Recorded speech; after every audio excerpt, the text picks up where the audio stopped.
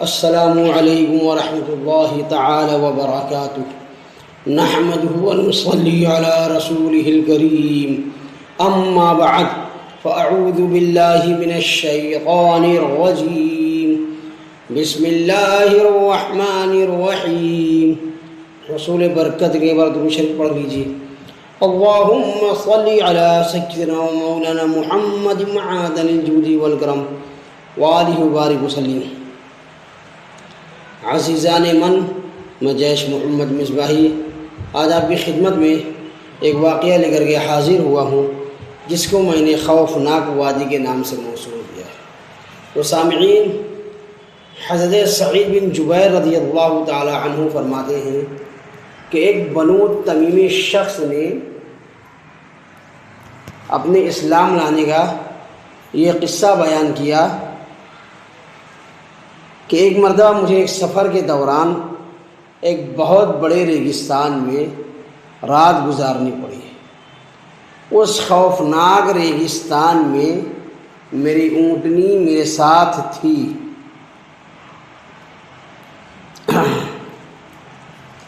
اور میں بالکل اکیلا تھا۔ رات کا وقت تھا۔ میں نے اونٹنی کو ایک جگہ پر بٹھایا اور خود لیٹ گیا، اور سو جانے سے پہلے میں نے یہ پڑھا، اعوذ بعظیم ھذا الوادی، یعنی اس وادی کے بڑے جن کے ساتھ میں پناہ مانگتا ہوں۔ یہ پڑھ کر کہتے ہیں کہ میں سو گیا۔ سونے کے بعد خواب میں نے دیکھا کہ ایک قوی ہیکل جوان جس کے ہاتھ میں ایک خنجر ہے آیا، اور آتے ہی وہ خنجر اس نے میری اونٹنی کی حلق پر رکھ دیا۔ یہ دیکھتے ہی میں گھبرا کر جاگ اٹھا اور ارد گرد دیکھنے لگا، مگر کوئی چیز نظر نہ آئی۔ کہتے ہیں کہ میں اسے یوں ہی وہم و خیال سمجھ کر پھر سے سو گیا۔ دوبارہ پھر وہی جوان ہاتھ میں خنجر لیے نظر آیا۔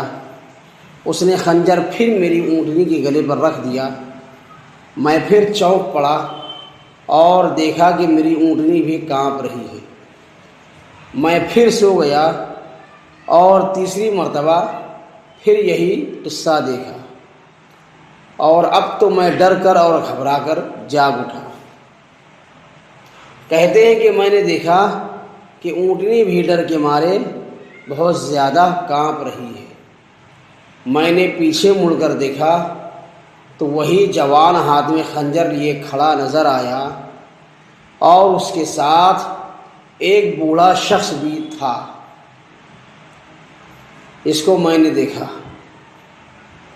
اس بوڑھے شخص نے اس جوان کا ہاتھ پکڑ کر رکھا ہوا تھا، اور اونٹنی کے قریب آنے سے اسے روک رکھا تھا، اور وہ دونوں آپس میں لڑ جھگڑ رہے تھے۔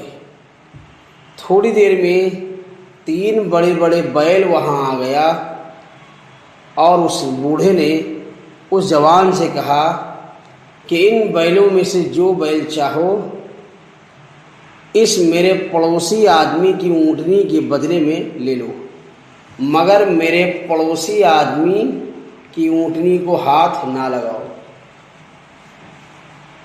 کہتے ہیں کہ وہ جوان آگے بڑھا اور ان بیلوں میں سے ایک بیل اس نے پکڑ لیا اور اسے لے کر وہاں سے چلا گیا۔ پھر وہ بوڑھا شخص مجھ سے مخاطب ہو کر کہنے لگا کہ دیکھو بھائی، اب تم لوگ اس قسم کی ڈراؤنی جگہوں میں کسی جن کے ساتھ پناہ نہ مانگا کرو، اس لیے کہ اب ان کا زور اور ان کا طلسم ٹوٹ چکا ہے۔ اب تم یوں کہا کرو، اعوذ باللہ رب محمد من حول ھذا الوادی، یعنی میں محمد کے رب کے ساتھ پناہ مانگتا ہوں اس وادی کے حول سے۔ میں نے کہا یہ محمد صلی اللہ تعالی علیہ وسلم ہے۔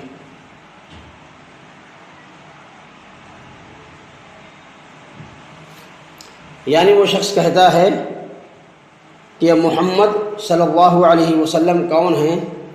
تو انہوں نے بتایا کہ نبی عربی ہیں۔ میں نے پوچھا کہاں رہتے ہیں؟ انہوں نے کہا کہ مدینہ منورہ میں۔ میں یہ سن کر انتہائی شوق میں اپنی اونٹنی پر سوار ہوا اور سیدھا مدینہ منورہ پہنچ گیا اور حضور نبی کریم صلی اللہ تعالی علیہ وسلم کی خدمت میں حاضر ہو گیا۔ حضور صلی اللہ تعالی علیہ وسلم نے مجھے دیکھتے ہی میرا یہ سارا قصہ خود ہی لفظ بلفظ سنا دیا اور پھر مجھے مسلمان ہو جانے کے لیے ارشاد فرمایا، تو میں فوراً کلمہ پڑھ کر حلقہ بگوش اسلام ہو گیا۔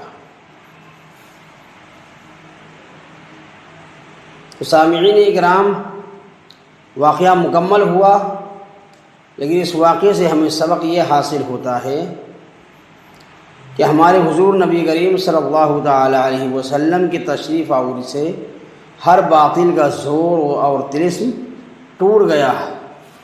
اور اس واقعے سے یہ بھی معلوم ہوا کہ حضور صلی اللہ تعالی علیہ وسلم کی رسالت عالمگیر رسالت ہے، اور جن بھی حضور نبی کریم صلی اللہ تعالی علیہ وسلم کے خادم ہیں۔